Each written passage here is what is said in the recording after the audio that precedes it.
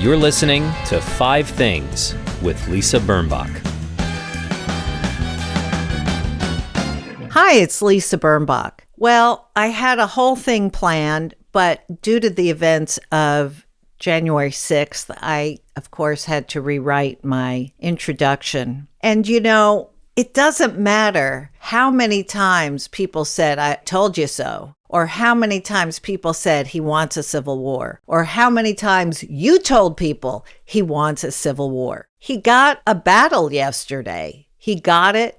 It was disgraceful, disgusting, terrifying. All of our senators were in the Capitol, all of our representatives, when the building was stormed by domestic terrorists. Imagine if they killed everybody. And don't say, well, it just came together. It was one of those terrible consequences. It was not. It was planned. There were buses. People drove in from Michigan and Kentucky and Texas and Alabama, or they flew in. Hey, maybe they got a group rate flying in on the insurrectionist special. They wore merchandise. They had merchandise with stuff saying Camp Auschwitz, recommending it. Trump Civil War, January 6, 2021. I mean, really, they were probably selling merch. You saw the pictures. We all saw the pictures. And we also heard Donald Trump inciting these people and then telling them they were very special and he loved them. Furthermore, before I forget, he said, "We all feel your pain," meaning how sad they were that their leader was not reelected. He has never once talked about the pain of anyone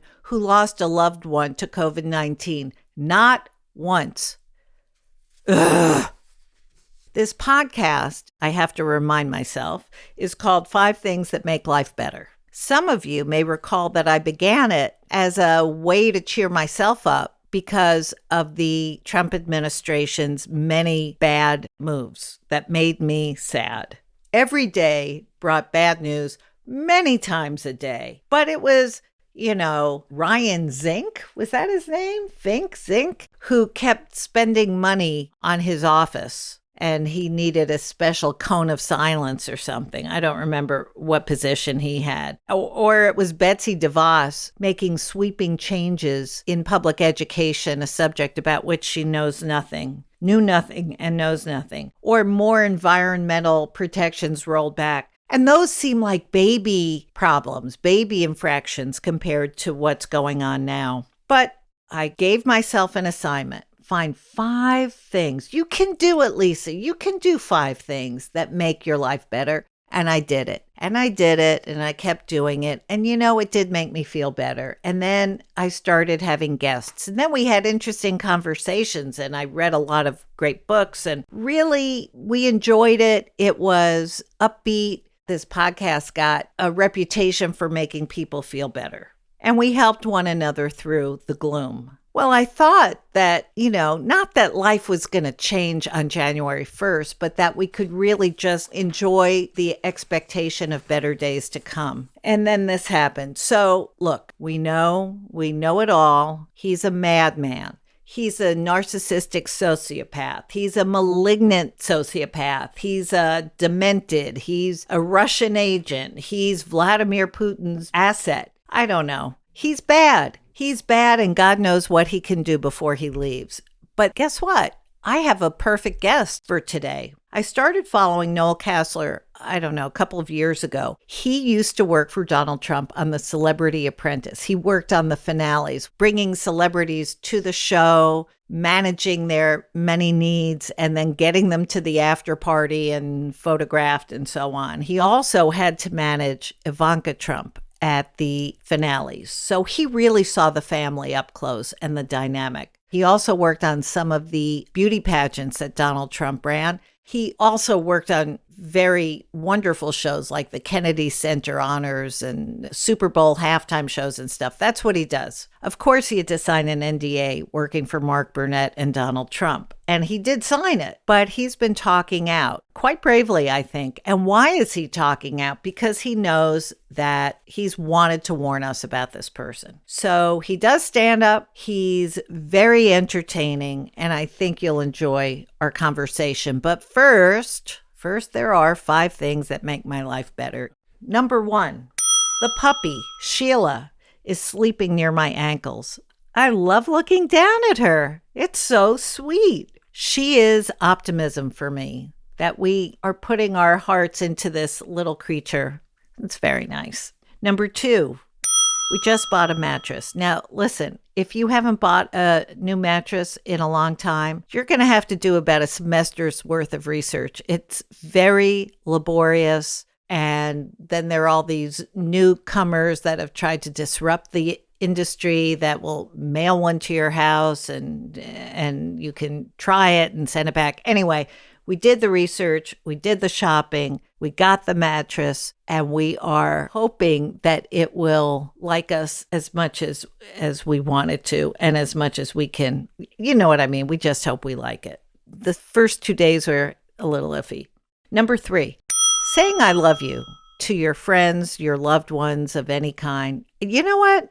What a good thing to do. Makes them feel good. It makes you feel good. When I heard that senators, congresspeople, aides, the people who were locked up in the Capitol while the marauders were marauding, called those people who are important to them and told them they love them. They did not know that they would make it out alive, remember? Well, we're not in that situation, but never hurts to tell somebody that you love them. I don't mean love you mean it. I mean, I love you. Number 4, the Washington Press Corps. I've said it before, the reporters who are really on a mission to tell a story of what is really going on, who believe in digging for the truth, who show up day in, day out, cold weather, rainy weather, dangerous circumstances, floods, whatever. It's not for riches, that's for sure. And it's really not for glory. We really owe them a debt of thanks. And when I talk about them, I'm not just talking about the reporters. I'm talking about the photographers. I'm talking about the camera people, the sound people, because they're all at the same risk. Number 5, a hot bath. Yep, simple, gets you disconnected from your worries and the media. It's just what we need. I hope you will enjoy Noel Casler. He's a pistol. And we're going to have quite a conversation. Very juicy. Don't go away.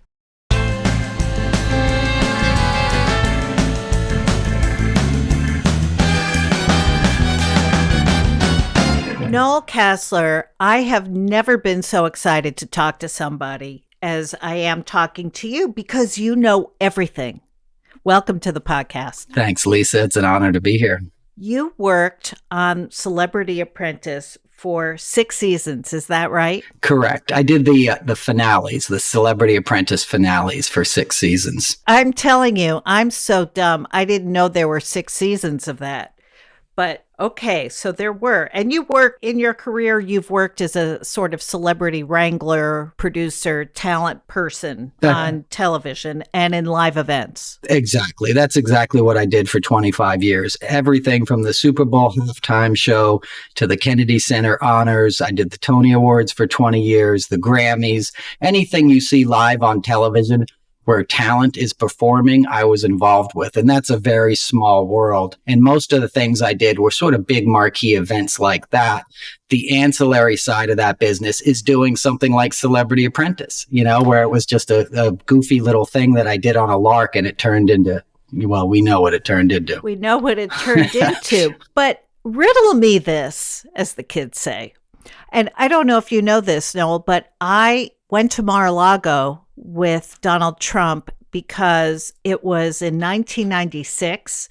He was turning his private house into a public club, and he wanted a big story on it in New York Magazine, and I was the reporter who went with him. We also, I have to say, Judge Janine Pirro was also on the plane going to Palm Beach that weekend. Just a little side note. Oh my God, that's amazing. I did not know that. My uncle was at New York Magazine for a long time, Eric Pooley. I don't know if you know him. Oh, I never knew him, but I certainly have read him over the years. Okay. So I had a big amount of time with Donald Trump on a weekend in 1996. He was married to Marla Maples. He was, a jerk, but he was a good-natured jerk in front of me.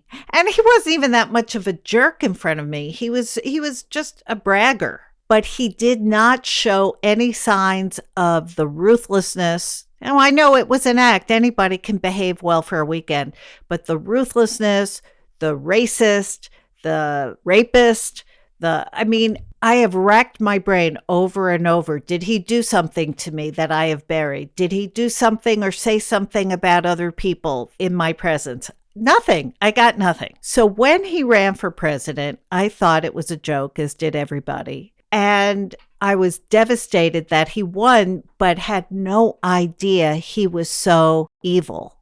When did you discover that he was evil working on Celebrity Apprentice? Well, that's a fascinating story. And you're right. He has that side of him where he can be charming. He wasn't, and charming, I use that loosely, but he can sort of be the big, larger than life New York character and come in a room and sort of play up the Donald Trump you want to see. What I began to see and what I saw the first season on Celebrity Apprentice, we shot it at 8H at SNL at Rockefeller Center, the SNL studios. NBC, right. Exactly. And he couldn't read. So they did a run through and they had a cue card and it said arbitrage, and he tried to read the word and he couldn't. And he freaked out that they were like trying to set him up. He started screaming that they were trying to set him up because he struggles with big words. And who would they be? Mark Burnett? Yeah, the script department. You're trying to set me up, like you're trying to make me look stupid, and just flew into a rage and stormed off set. And Keith Schiller follows him and he goes into a dressing room and snorts the Adderall and comes out and he's flying out of his nose, and that was beyond what I'd seen earlier on the pageants, which was, I've told these stories publicly. I don't know if you know them, but like the first season they did, Miss Universe. Right. And you said he lined up the girls like pieces of meat. Like pieces of meat, and just told them basically, if you want to win, you've got to go to my hotel room tonight. Exactly. And he didn't, that was sort of implied. He would line them up on stage and he'd stick their fingers in their mouths and check their teeth and stuff. And while all this is happening, cameramen, union DGA stage managers are standing around. It's costing the production a fortune. Mm-hmm. He spends an hour, inspecting these contestants and they lose all this production time. And I'm thinking like, this is crazy. Like this will not be sustainable, and cameramen are going home and telling their wives about it. Right. The ADs in the trucks are like, can you believe this pig? Cause he would refer to women and really, get a close up on her tits, really crazy stuff. And you're like, this won't last. The second year on that show, they'd written it into the production schedule. Trump inspects contestants like no utilities call, meaning they told, yes. And that was my first lesson in Trumpism is like, they're going to normalize his insanity because there's money to be made. And I tell that because that stuck in my brain. That would have been around the time you met him. I think it would probably be around 96 or 98, because I did a Miss Teen Universe and Miss Universe. So that was the late 90s. Jump ahead to 2007 or 8 when I did the first Celebrity Apprentice. I remembered that. I was like, oh man, they're still normalizing this insane behavior, and my friends that had worked on the Apprentice proper, I worked on Celebrity Apprentice because I'm a So that was the second iteration of it, right? Exactly. I wasn't involved in the reality show portion where it was sort of unknown people vying for business careers. I did it when they were bringing in Cyndi Lauper and all this talent. And a colleague was like, can you come help us wrangle the talent? Because it's a live shoot and it's pretty complicated from a directorial standpoint. But my friends who'd worked on The Apprentice proper, the first season, told me horror stories. Of him going on racist tirades in the helicopters when they're shooting B-roll and they're flying over Queens and he's, using the N-word and describing all the Muslims and, Latinos, using an S word to describe them. He's going on these racist rants, which was all recorded. And then he was like, when Mark Burnett showed up at Trump, the offices to shoot the show, and the premise of the show is this guy's a billionaire, they showed up and like the furniture's all threadbare and ratty. So they had to go out and rent furniture to sort of make him look rich. Like that boardroom you saw on the show was a soundstage. So my point in that was you saw the cracks and more like the con of here's a dysfunctional guy who's not really a billionaire, but television plays one. Yeah, exactly, is willing to keep that lie alive because it was a top rated show for a time. It was a big moneymaker on Sunday night for NBC. Well, the interesting thing is, of course, that he has always been much more sensitive about how rich he is than he has about his hair, for example. We all think his hair is a crime, but it turns out if you, not even accuse is the wrong word, but if you underestimate or lowball his net worth, he flies into a rage. But Noel, by this point, had you signed an NDA at NBC or at Trump Enterprises or whatever it was called? Mine was through NBC, and yes, through the production. So I was never an employee directly of Trump. I worked for Mark Burnett Productions. Okay. Is Mark Burnett, he's the one who came to Trump with the idea. He could have gone to creepo Steve Wynn. He could have gone to a lot of creeps. Oh, he also could have gone to a lot of decent businessmen. Well, absolutely. And how that whole thing began.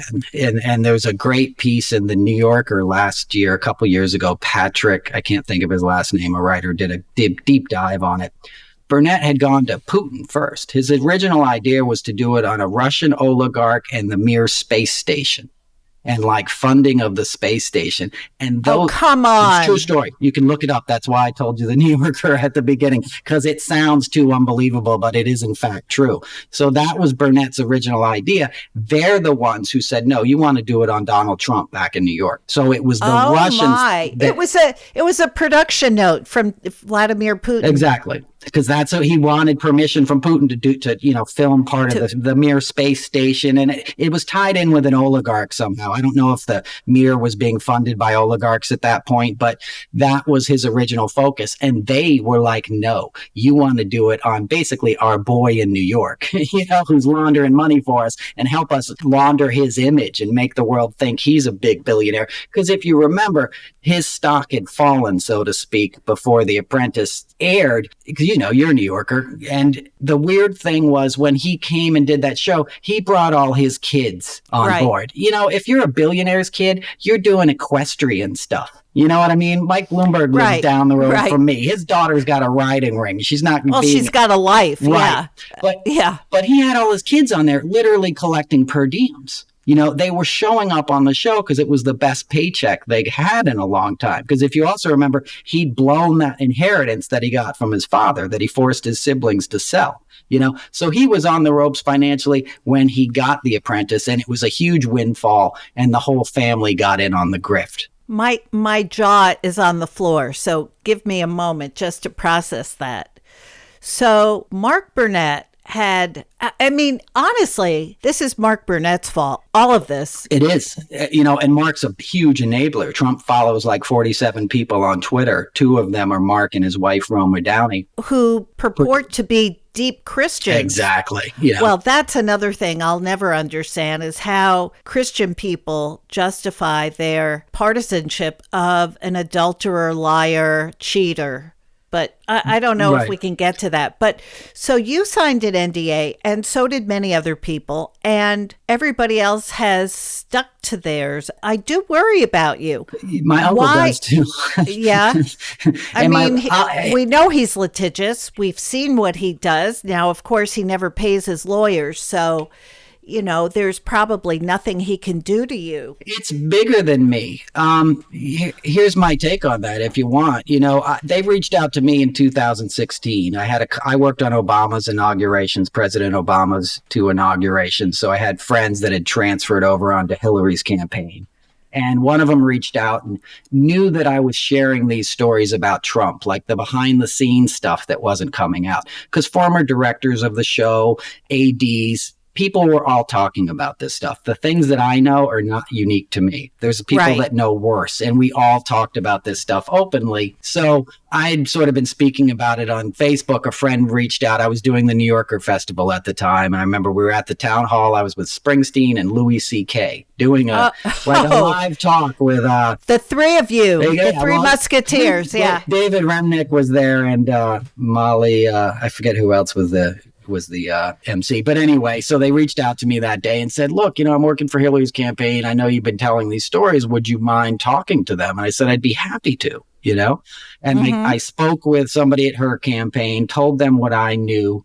They were more interested in all the sexual harassment, / assault stuff than they were the drug side of it. And they put me in touch with People magazine. I gave People the whole story. One of their reporters had been attacked in Mar-a-Lago. I'm sure you know that story. Natasha. Right. Yeah. And they were going to do a feature, it was going to be a cover story. And I gave them background. So I wasn't on record. I was just giving background. They're like, we don't even need you. We have other sources. We just want to know if they're correct. And I'm like, yep, this is what I know.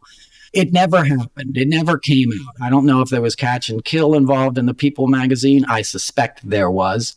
But anyway, it didn't come out. The Access Hollywood tape broke around this same time. And I believe Hillary's campaign thought, that's it, Yeah, he's done. Right. Yeah. In a normal world, it would have been nobody knew what Comey was going to do a week and a half later, which I think hurt her.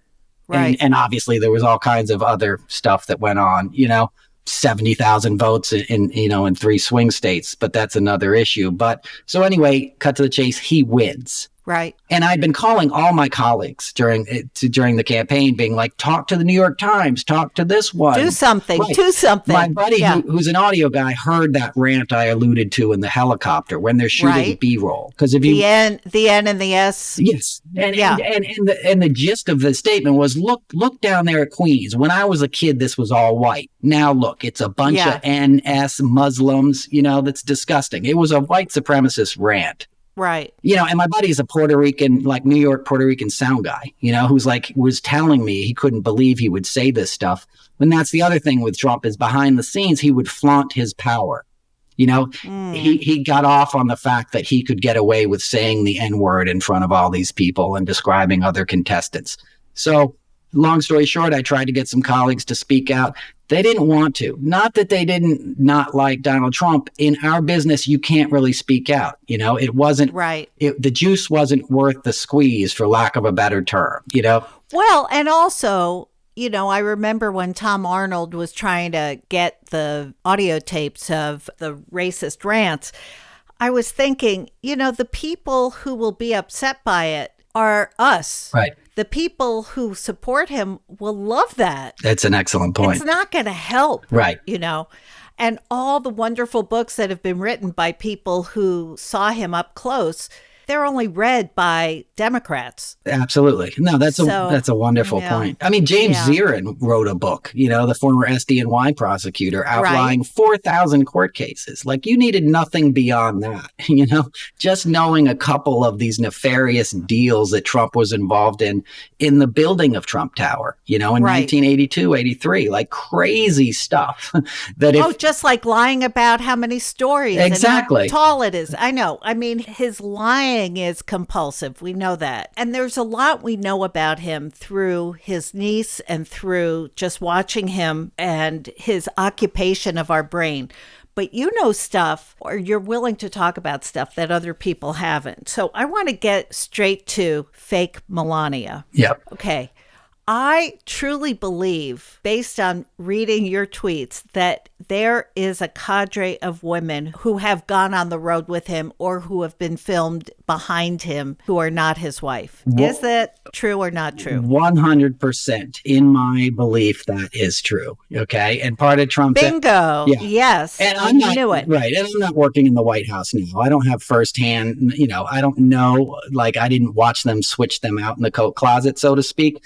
But But here's the deal. We use stand-ins in live television all the time. You know, Trump's presidency is a television production. He's very savvy in that. Melania, who I do know, doesn't do anything she doesn't want to do. Okay. And she's no. That seems clear. Right. Yeah. And she's no fan of Donald Trump. She was no fan of his back then. I'm not saying she doesn't support what he does, but they're not close. Let's just put it that way. Well, okay. But, yeah. but let me finish just for your listeners.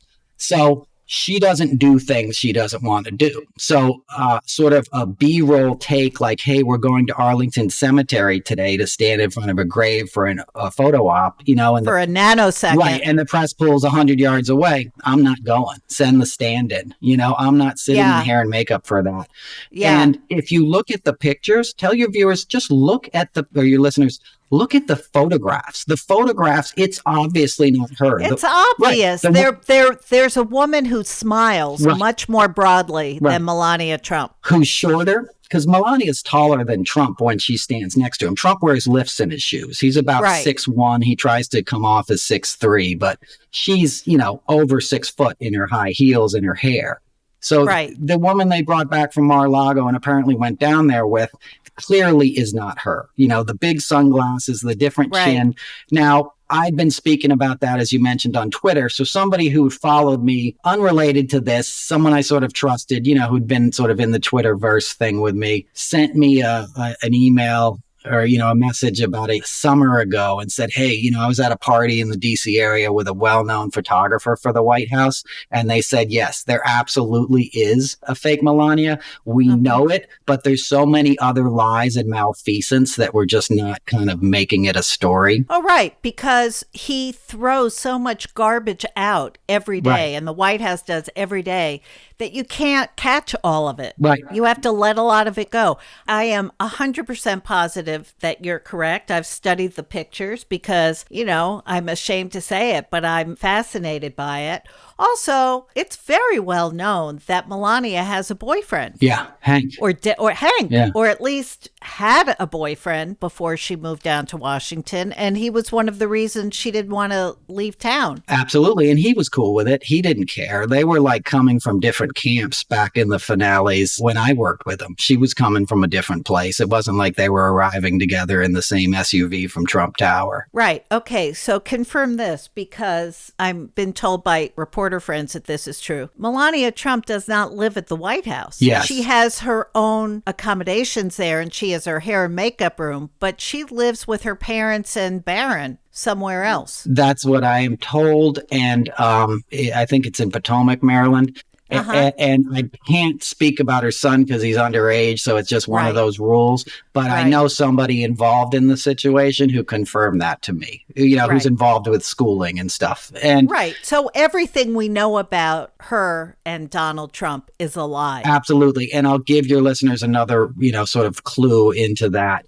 Is that her accent is stronger now than it was 20 years ago. Oh, how funny. That's because she lives with her parents. So Slovenian is her first language. That's what she's speaking all day long. That's what anybody, you know, I won't talk about her kid, but that's the tongue that she's comfortable in. Because you think about the fact that she's been first lady for 4 years, been in the public eye for, 15 years. Most people would take a speech class. This isn't an anti-immigrant thing. It's a production thing. You want to be heard also, clearly. By the way, all my friends who are from other places say that the longer they live away from their native land, the more their accent fades, and it sort of gets ratcheted up again when they visit home. Exactly. So her understanding of the English language doesn't seem very impressive, but she does know the word complicit. She does. But exactly. Right. I mean, she's not speaking English all day, which is fine, but it just shows you that they're not speaking Slovenian in the White House. Let's just put it that way, you know? Okay, correct. Okay, next, we have to go to the kids. Just think about for a second if the Obamas had said, you know, Malia is a smart girl. We're going to put her in charge of peace. We're going to put her in charge of housing. We're going to put her in charge of, I don't know, revamping infrastructure. People would have been outraged and offended, and they would have thrown him out of the White House. Here, there are a bunch of criminals, grifters, and people who needed tutors and somebody to write papers for them, who are in charge of everything. 100%. Now, is Jared even, I mean, we all know his parents bribed Harvard to take him in. And NYU. They paid for a lounge at NYU to get him into law school as well. Oh, yeah. Yeah, as one does. Is there an intelligent bone in his body? Is he bright and bad? Is he stupid? What is he? He's cunning. And here's what I tell people. They run the show. I was Ivanka's handler for the last 3 seasons of Celebrity Apprentice. When I first met them, they were dating. Then they broke up. Then Wendy Dang Murdoch, Putin's ex-girlfriend, said, no, you guys are getting back together. Right. And then all of a sudden they got married, I think 2010. And then they were an item, a duo, right? Right. They're running the show. They were running the show back then. And here's the deal. Like, I tell people this, Trump is a narcissist. He doesn't have a long game. You know, he wants to feel what he can feel in the moment. You know, he wants to walk into a room. He wants music to play. He wants to get high and he wants to hit on women is how I put it. You know, he wants the trappings of power. As a matter of fact, back then he would walk into the after parties with like his security guards, like running a phalanx, like he was president back then. And he would hope everybody would turn and look at him like, wow, it's Donald Trump. And it's like the after party at the Museum of Natural History, you know, where and we're like, dude, we just saw you 10 minutes ago filming a show. Like Joan Rivers doesn't care that you're back in the room. But I say that because he needs immediate gratification.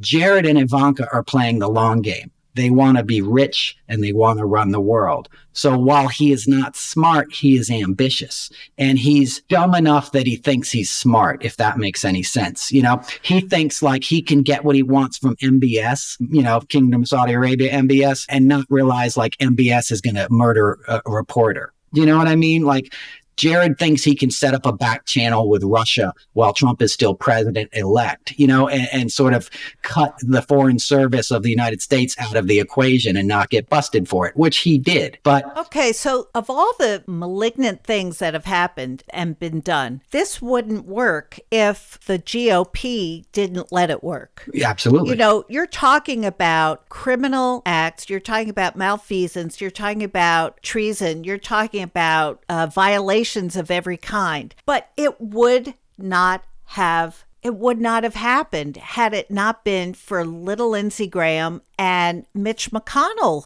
and Kevin McCarthy, I guess, who would lie down and roll over for him. Why? They're venal men and they're easily corrupted, you know, and they have compromise. You know, when Trump was building real estate, he would blackmail people, you know, he would invite commissioners and stuff to his parties, you know, and he would get compromise on him and he'd say, you know what, I need that building permit fast track, you know. So I have no doubt that Lindsey Graham, Ron Johnson, Devin Nunes, who got the Presidential Medal of Freedom today. Yeah. You know?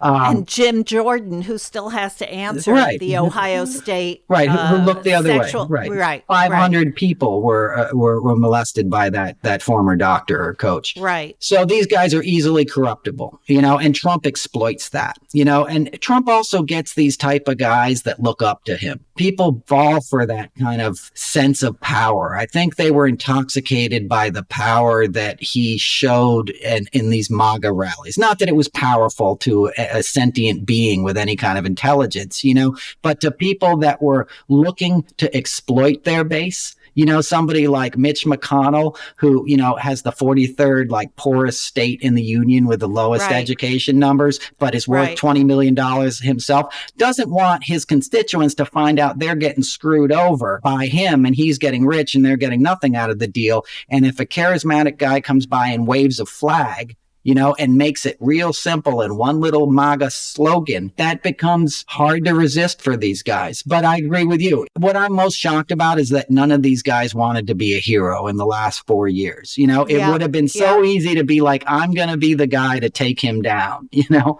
It would have been so easy to say enough. Right. The Republican Party has to stand for something, but it feels like they were brainwashed. Unbelievable how he has been allowed to do and pillage and embarrass this country for 4 years. He was very close with Ghislaine Maxwell and Jeffrey Epstein. And I think it's fair to say that there are more pictures of Donald Trump with the two of them than there have ever been with him and Tiffany or him and Barron. Absolutely. I didn't even know there was a Tiffany Trump, and I took care of the Trump family for 6 seasons. Oh my Do you know God. what I'm saying? He wouldn't let her on the show because she wasn't telegenic. It's unbelievable. Right.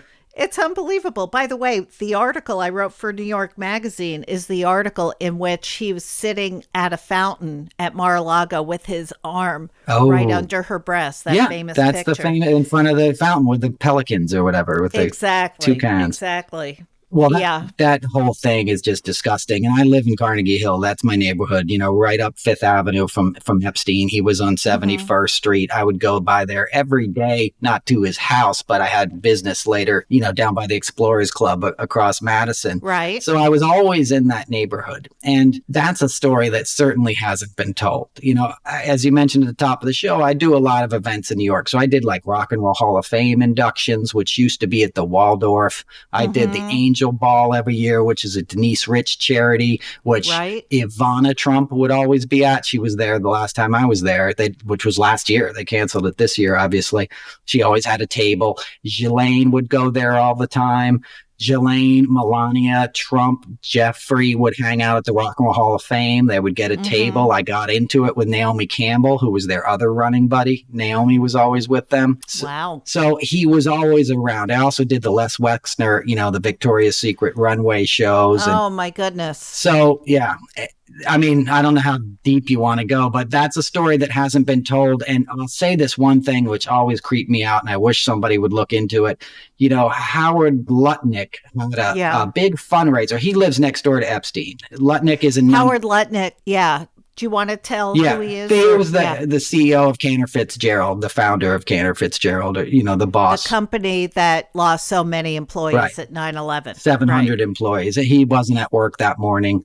I'm not instigating anything. I'm just, that's the guy, and he's another fixture on this scene. So he owns several places in New York City, but he owns the townhouse next door to Epstein. So Epstein is number 11, I believe.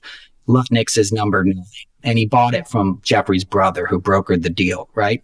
So in May of 2019, I guess it would be, they had a big fundraiser. It wasn't big. It was 35 guys. It was Giuliani. This is in Lutnick's house. It was Trump, who came up from the city. Steve Wynn flew in from Vegas. And if you know anything about Steve, he doesn't leave Vegas since he was disgraced and is basically blind, but he was willing to walk across this gauntlet of press. And I happened to be like riding down Fifth Avenue, and I'm like, what, why is it stopped? Why is traffic? And they're like, Trump's here for a fundraiser. And I'm like, where? And then I look and I see them all going into Howard's house. Right. So that fundraiser, I think they raised like 15 million or something that night from these 30 people. And then 4 weeks later, what was it a fundraiser for? For Trump's campaign, for the 2020 campaign. But here's the deal. And here's where my suspicion lies. It came right before Epstein got arrested.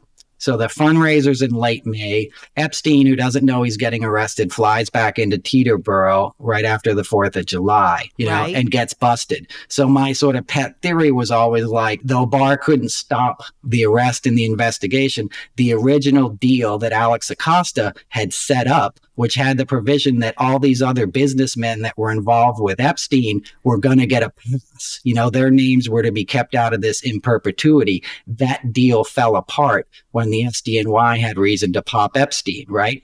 So I think somebody got word of that, and they basically had like a shakedown next door. Like, hey, we've all been next door. We all know what's happening there.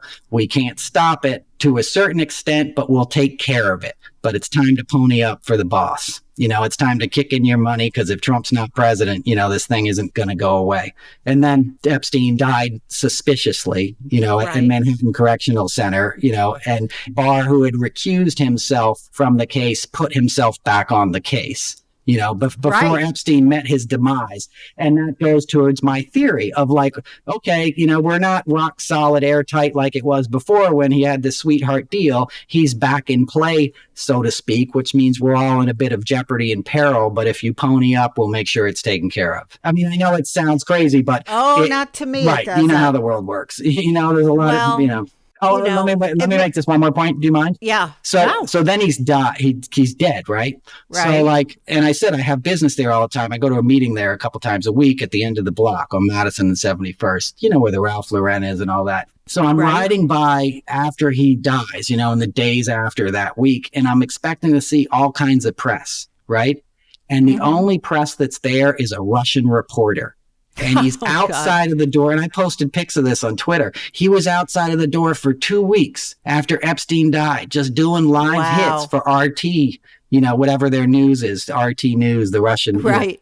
And I'm like, how is he the only reporter interested in this case? You know, and why is he interested? And of course, the Russian consulate is on 91st and 5th in the same block between. So what? It's 20 blocks. It's a mile. Right. I mean, that doesn't connect it really. It doesn't connect it physically, but I always thought that Epstein had some kind of connection, you know, with the same kind of people that Trump was connected to. Well, I think they were the same kind of people, is what I mean. Right. I think that Trump took in a way, a safer path because he went into his father's business and he did what he knew. Right. But if he could have been Jeffrey Epstein, he would have been. Yeah. And he was, I think, you know, from what I saw of them, Trump was like the big brother in that instance. You know, people always think like Trump was a disciple of Jeffrey. That's not the case. You know, if you look at that video that everybody looks at Mar-a-Lago, where they're dancing with all the, you know, cheerleaders or whatever. Yeah. It's Trump who says something that makes Epstein basically double over in embarrassment. Right. You know, if you watch that, Epstein's the one who like bends over like, oh my God, I can't believe you said that. And I have, you know, and think about that. You know, think about what kind of a perverse person you have to be the guy to make Epstein cringe, kind of like, whoa, that's too far, buddy. You know, or that's like the joke, and then the pigs left the barn. Right. Exactly. No, exactly. And I'll say one more thing. I have friends who were in these text chains. One friend who's somewhat well known, who was in a text chain with a bunch of golf buddies with Trump and like other big New York developers, you know, and they would send these texts like guys do of women, you know, whatever, jokes and stuff. And the stuff that Trump would send was so off color and bizarre that my buddy was like, you got to take me out of this. My wife's going to see this on my phone and think I'm some kind of pedophile. Like Trump was sending like really disgusting statements and things. He likes the young girls. He's very perverse and he doesn't mind who knows it, you know, if you're sort of in his circle. I know, it's disgusting. His circle is so unattractive. But don't you think that it is incredibly important for Trump to protect himself vis-a-vis Ghislaine? Of course. Wouldn't he want Ghislaine dead? Of course. Or pardoned. You know, I mean, I know people are obviously they're thinking they're going to pardon her. I don't know how you preemptively do that, but yeah. Well, he's preemptively trying to pardon everybody or give them a Medal of Honor. Exactly. And we already know how he said Ghislaine. He goes, hey, I wish her well. Really? You wish her well? I know. She helped a billionaire ruin the lives of countless children. Of 100 children. Children. You wish her well. She's a nice girl. I wish her well. Right. Yeah. And you know, and one more thing, it just jumps back into what I was saying later, the after parties for Celebrity Apprentice. When I did a lot of that stuff, Felix Sater was a Trump employee, you know, Trump organization. Right. So the after parties and the invited audience would be all these Russian mob types. You know, it was like guys who came in from Brooklyn with these younger women that were wearing like fur coats at the end of May. You know, and we'd go. And did they have price tags on their basically? boobies? Yeah, exactly. Yeah. And we'd go to these after parties, one of which was at Trump Soho. And I remember Jared and Ivanka work in the room with Felix. And he's making all these introductions to these mobsters. And, you know, I didn't know then he was going to be running for president. It was the farthest thing in my mind. But in hindsight, I was like, was this whole thing like basically a meet and greet for Russian mob types? You know, you could tell that some other business was being done the whole time, which is what the presidency was. You know, it was a chance to make Trump org richer. And there's no grift that's too petty. You know, as I said, they would ask for per diems on Celebrity Apprentice. If you're a billionaire's kid, you're Don Jr., you're not going up to the production coordinator and being like, where's my $100 a day for incidentals? But they would do that. They would do that kind of stuff, you know? Right. Well, I worked at Spy Magazine, and before my time there, they sent him checks from different organizations for 13 cents, for 2 cents, for $1.17, and to other celebrities of the moment. And he was the only one who cashed them all. So yeah. And he took a star deduction. Remember that came out in 2016. He took a star deduction on his income tax in New York City. Right. Then they got busted on it, said it was a mistake, but then reapplied for it again. I just don't understand. If he had won an Emmy Award for Celebrity Apprentice, would he have run for president? It seems his need for attention is so bottomless. It is. I mean, he never wanted to be president, did he? No, and he didn't think he was going to win. If you look at, I have friends who were in the room with him election night. I mean, he was ashen. He looked scared. You know, he should have been scared. And I thought when he said right away, "My son-in-law is a genius," that was the mark of a scared person. And a normal son-in-law would have said, "Oh, with all due respect to my beloved father-in-law, this is over my head. Right. We should let an expert do this." I mean, there was never any point at which he wanted to do anything positive for the country. It was all a way of lining his pockets and Ivanka's pockets. 100%. And he was looking for the media bump. You know, he was like, hey, I'm getting this extra exposure. I'll start my own like Rush Limbaugh type show or network or something at the end of this. He was the last guy to think he was going to win, and back to Jared was the guy who set up that back channel communication with the Russians, and Jared went to Harvard, right? So he had friends out in Palo Alto. So he got in touch with his friends in Palo Alto, in Silicon Valley and was like, how do I micro target on Facebook? How do I find this group of voters in these counties in Michigan that voted for Obama last time, but, that also own a gun and listen to Ted Nugent? They found these really specific psychological traits. Jared found out where he needed to win enough votes to flip the Electoral College in his favor, in Pennsylvania, Ohio, in Michigan. And then Jared's the one who fed that information back to the Russians, right? Through Cambridge Analytica and all this stuff. Yeah. And then the Russians would micro-target these people with disinformation. Hillary Clinton runs a child porn ring in a pizza shop. She's going to take your guns, all this nonsense. But it worked. Because Jared was smart enough to know, like, we don't have to win the popular vote. We have to win 70,000 votes, in 3 counties. And they did. And I'm sure all of that is way too complicated for Trump to follow, so that's why he was so surprised. Like, wait, I actually won, and his look to me is like a guy who's about to go through customs who knows he's got 3 kilos in his suitcase. Like, wait, I can't get on this plane, man. I got, funny. Yeah. Okay, before we go to your 5 things that make your life better, let's talk about the drugs to the diaper, the pathway, the beautiful pathway from the Adderall to the Depends. Well, okay. Well, so he's and this, I want to reassure our listeners, this is absolutely not that it matters that he wears Depends. He could still be a good president. Except in this case, he's not. But this is absolutely fact. It is. And I only pointed out, people will push back like, you're making fun of people with incontinence. No, I'm not. I may well be wearing them. It's a normal thing that happens to humans as they age. There's no shame in that. Right. Why I pointed out in his case is he likes to hide it. It's part of the reason for the NDAs. The NDAs were more about the personal peccadillos and freak show and nature. Hygiene. Right. Than they were about trade secrets. He's a long-term stimulant addict.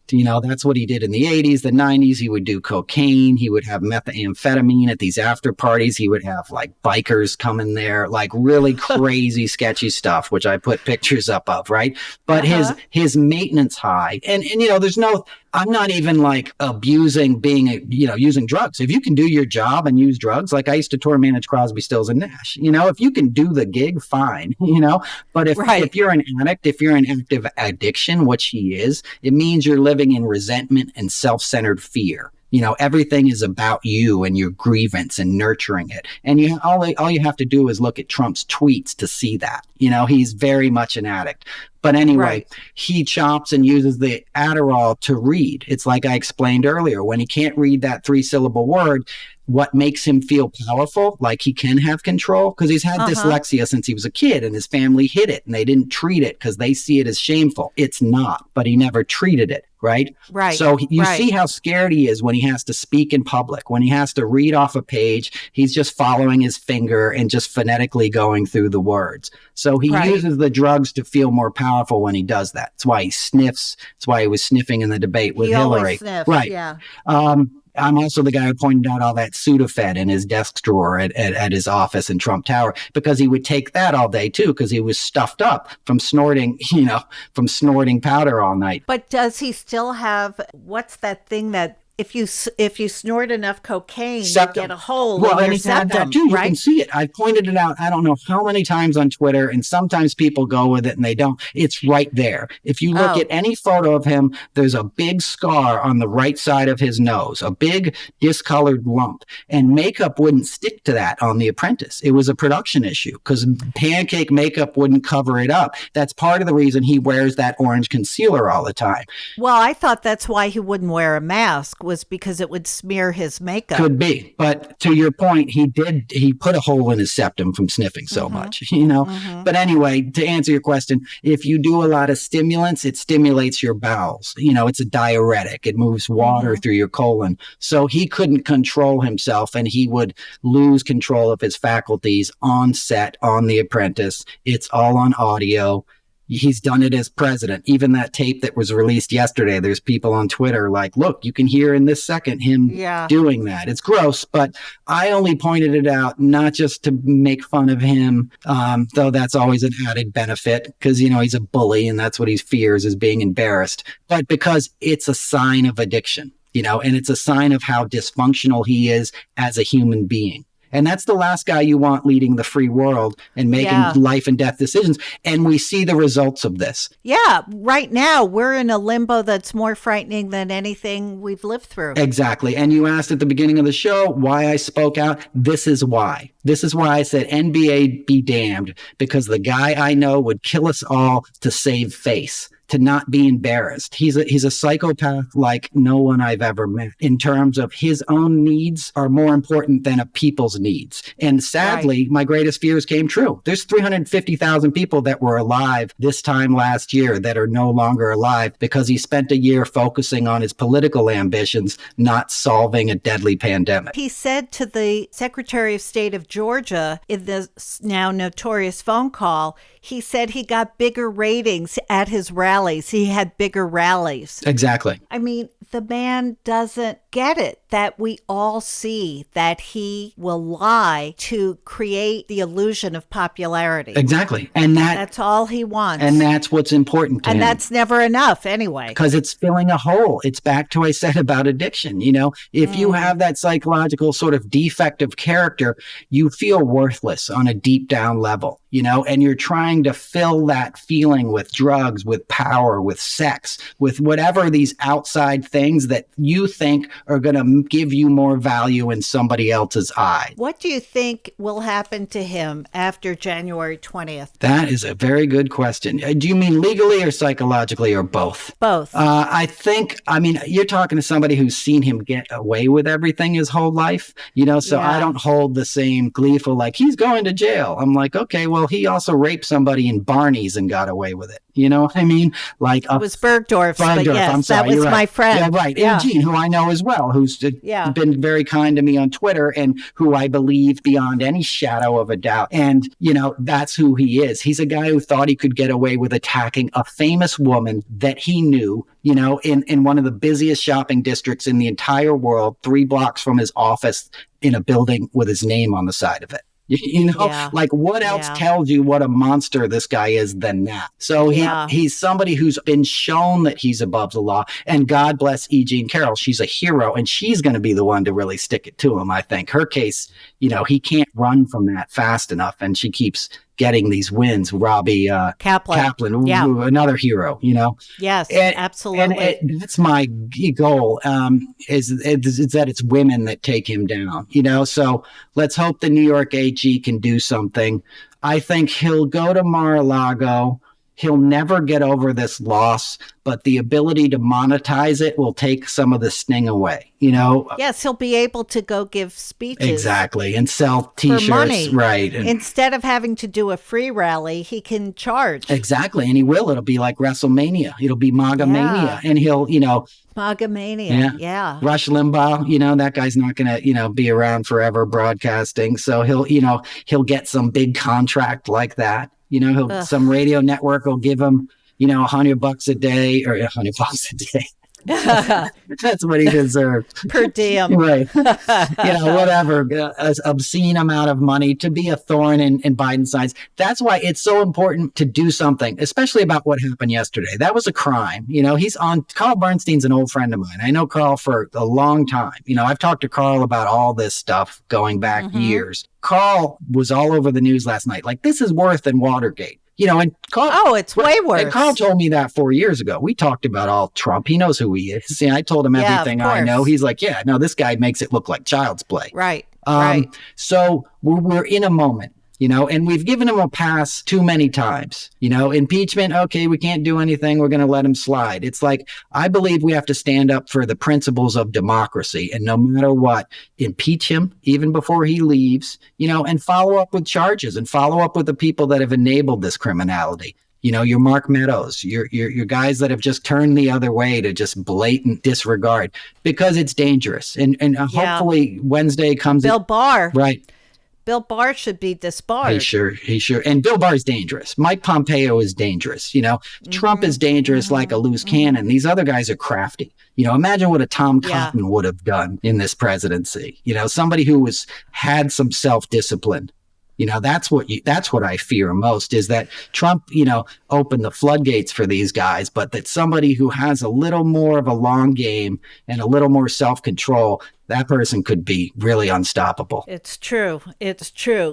Noel, won't you be happy not to have to talk about him? I will. Are you amazed by how of all the jobs you've had and all the actual celebrities who actually have talents, are you amazed that the last 4 years have all been about this guy? Every day.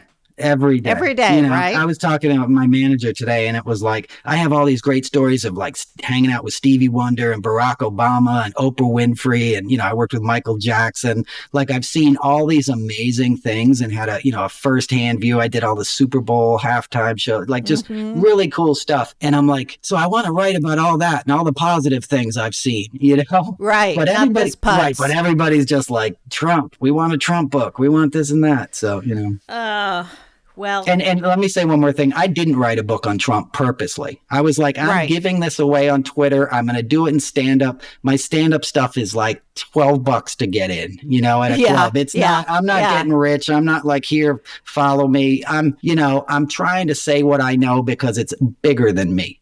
It's important. So that's why I wanted you on the podcast. That's 100% why. And it's a beautiful way to segue to the 5 things that make your life better. And I was very interested in your list because it's very nature based. It is. I love nature. I sit in nature all day. Nature reminds me to be present. And then that gives me gratitude. And if I feel gratitude, I feel connected to everything and I don't need anything else. Like I'm happy with what I already have. And to me, that's the best feeling in the world. And that's how I really connect to love, which is really all about. And then when I feel love, I feel like maybe I can help somebody else, and then your blessings multiply. Absolutely. So your number 1 was sunshine. Yeah. I love a sunny day. When I'm in the makes all the difference, exactly. Right? When I live in the city, I'm out and I have a back deck. I sit out with my face in the sun, or I'm in Central Park there at Engineers Gate with my face in the sun. Here in the country, I love a good suntan too. That's my big indulgence in life. Mine is real, but I always look better with a tan. So it's my kind of meditation. I feel like I get energy from the sun. I think we all do, and it makes the winter bearable. Absolutely. Number 2. Birds. And I know that might sound weird. I love birds. Today, it snowed last night and I had to go clean out the car. I went into the city early this morning. I'm up in upstate a little bit and it's a snowy day and I'm cleaning off the car and I hear a bird chirp, and it's like I'm reminded of like again, presence and beauty in nature. Birds are almost so ethereal. They're like flowers. They're somehow like they're between both of these worlds. Do you know what I mean? I think so. And then also when you hear a bird in the winter, you think, oh, spring is Exactly. coming. I think, hey, it's not exactly. I'm like, this bird is singing and he's living outside, like his breakfast is under 4 inches of snow right now, except. And if he doesn't mind. Right. If he doesn't mind, why should I? And here's the other like revelation I've had on birds. And I'm lucky. My place backs up to a nature conservatory. So I have like, oh, nice. It's beautiful, but very rare birds too. I'm not a birdie like Audubon guy. I couldn't name them all, but little yellow finches and pretty goldfinches, I guess they're called. Pretty rare birds. I have a bald eagle that goes in the river and feeds. Wow. Hawks all day long. Herons. I have a pond. The herons come and they dock the pond and they eat like the frogs in the pond and ducks and geese. So when I hear these birds make a sound, it's like there's no sound more pure than like the notes that come out of a bird's beak. And I'm like, how does this little thing make this beautiful acoustic sound that's pitch perfect and just travels? It's just, it's as from an audio, I spent a lot of my career in the music business too. From an audio standpoint, it's like nothing sounds better than that. This is a good sounding podcast, we're in good microphones, but nothing is going to ever come close to that, Yeah, absolutely. Number 3. Guitars. Well, yeah. See, do you play? I do. You must play. I've played my whole life, and I have a nice collection of guitars. I have guitars all over the house and a barn full of guitars. When I worked for Crosby, Stills and Nash and Jackson Brown, on a days off, we would go into music stores, and find like cool used guitars. Like me and David Crosby would be in Lyon, France, and he'd call me up and be like, "Hey, I found a really cool old store. Meet me down the lobby." And we'd go out and come back with all kinds of cool things. So it's just, they're cool. They relax me, and I've always loved them since I was a kid. Excellent. Did you play Dona Dona? No. That was a folk song I had. That was the first song I learned when I played guitar. That's when funny. I was in the 8th grade. Nice. Smoke on the Water was the classic song, Oh, that was way advanced. I could do G7. Nice. That's a beautiful chord. Yeah. Well, at least I can remember it. Yeah, that's a good one. Number 4, books. Books, yeah, and not books like I'm the most literate person. I come from a pretty literate family, but I love to read, but it's books that have given me probably the biggest gifts in my life that have changed my life, and I mean that in terms of some spiritual books I've read. In my darkest moments, I've read books that are like they've given me the wisdom I needed in that moment. And when I read a really good book, for some reason, it always makes me stand up straight a little more. And it makes me breathe deep. And I'll find myself, I do this weird humming thing, almost like a cat purrs or something. If I'm reading something like really that I recognize as truth, I'll start to sort of hum, like I can feel the words in my body. And when I'm done, it's like a meditation, so I can't imagine life without that gift. And it's also how we pass information from one person to another, in the larger sense of things. I have to say, over the pandemic, I have gotten very screen tired, screen fatigued. And so picking up a book is, for me, a great pleasure. Me too. Number 5. Neroli Oil. Do tell. I get this Neroli oil from India. I don't know if you know who Amma is. They call her the hugging saint. She's an Indian woman who gives these hugs. She's very... Oh, I've read about her. Exactly. Yes. She comes to New York every year and 10,000 people line up to get her hugs. And I started going to see her like 10 years ago because I saw it in the local news and she was at the Manhattan Center or something. And they have these kind of like hippie stuff they sell at the back hall, incense and that kind of stuff. And I got this Neroli oil. And it just worked to relax me. I put it in a little oil burner and I smell it. And it's the same effect I get from the birds or the books or whatever. It just centers me. I'm somebody who's very high energy. I deal in the kind of stuff we've been talking about. My work is sort of conflict oriented. So if something can just sort of get me in that Zen place, I use it. And it can put it in a bath. So it's not something you put on your skin or your hair. It's something you inhale. Exactly. I put it in an oil burner and it just sort of fills up the room. Though you can put it on your pressure points and stuff. Or I put it off and in a hot bath, put some drops of it. I like bubble baths too. It was a toss up between bubble baths, hot baths and neroli oil for number 5. Rich Cohn, who's a writer, put bubble baths in his list. So this is a new one for me. And is it it comes from the neroli? Right. It's an orange. What is a neroli? It's an orange. Oh. Yeah, neroli is like an Indian orange. Oh. As far as I know. And it smells like oranges. Oh, and you can get it in any, exotic. it's right. It's cool. You can get it in any health food store, and it's just a great smell. It just makes you feel vibrant and alive. I'm going to have to check it out. I would recommend it. Well, thank you so much, Noel. This has been so fascinating, and I just can't wait till this era is over. But at least we had you here during the last days of this craven empire. Well, thanks for having me. It was an honor. You've been listening to 5 Things That Make Life Better with me, Lisa Birnbach. My guest this week has been Noel Casler, stand-up comedian and live TV talent handler, much harder than it sounds, who worked on Trump's Celebrity Apprentice finales for 6 seasons. You can follow Noel on Twitter, as I do, at Casler Noel, or on Instagram at Noel Casler. My blog is at lisabirnbach.com, where you'll find links and photos to all the things in this program. This podcast is produced in New York City by thefieldtv.com. My engineer is Kevin Watkins. My team is Spressa Arucci, Michael Port, Boko Haft, and Sam Haft. Until next week, wear a mask and act natural. Bye-bye. That was 5 Things with Lisa Birnbach. New episodes every Friday, if she remembers.